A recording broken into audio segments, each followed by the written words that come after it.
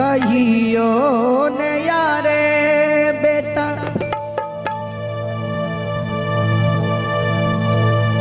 रोटियो खियाइले रे रोटियो खियाइले रे आजू बेटा रसगुल्ला पूरी रे खिला आजू बेटा रसगुल्ला पूरी रे खिया आजू बेटा रसगुल्ला पूरी रे खिया कहियो ने अरे बेटा रोटियो खियाइले रोटियो खियाइले रे आजू बेटा रसगुल्ला पूरी रे खिला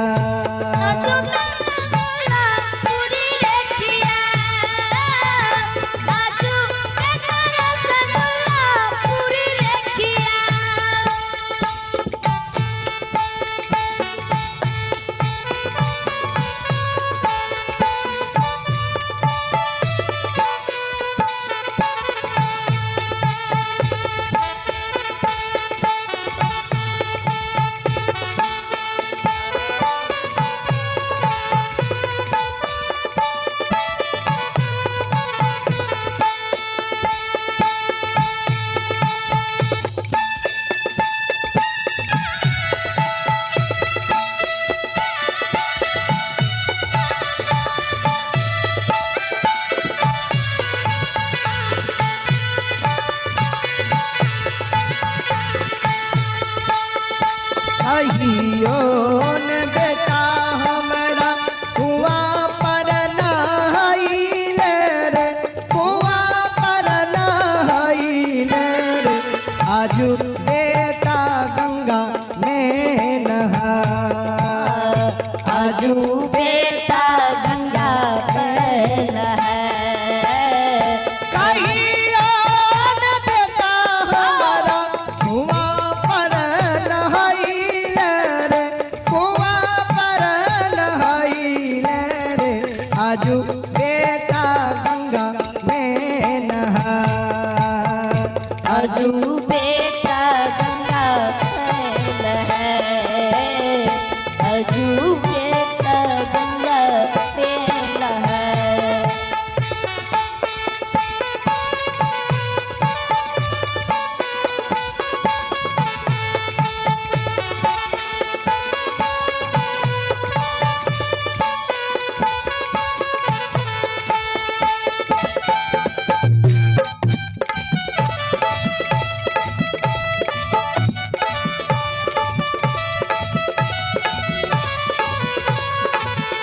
आजू बेटा गंगा में नहा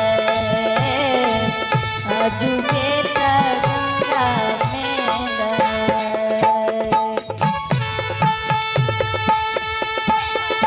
कहियो ने बेटा हमरा धोतियो पिन्हाइले रे धोतियो पिन्हाइले रे आजू पीतमरी रे देल रे पिन्हा आजू पीतमरी रे देल पिन्हा कहियो ने बेटा हमरा धोतियो पिन्हाइले रे धोतियो पिन्हाइले रे आजू बेटा पीतमरी पिन्हा आजू बेटा पीतमरी रे खिया आजू बेटा पीतमरी रे पाहा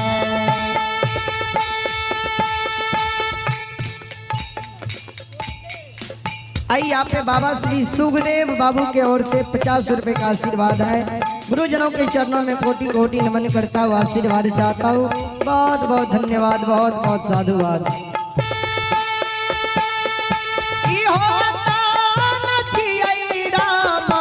सुखाले लतारिया हो, सुखाले लतारिया हो, अगिया लगैते जारी जा अगी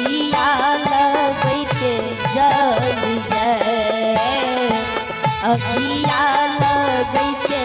जली जाए इहो तान छियै राम मिट्टी के बर्तन हो मिट्टी के बर्तन हो टोना माँ लगैते फूट जाए तना माल गईते फूट जाए तना माल गईते फूट जाए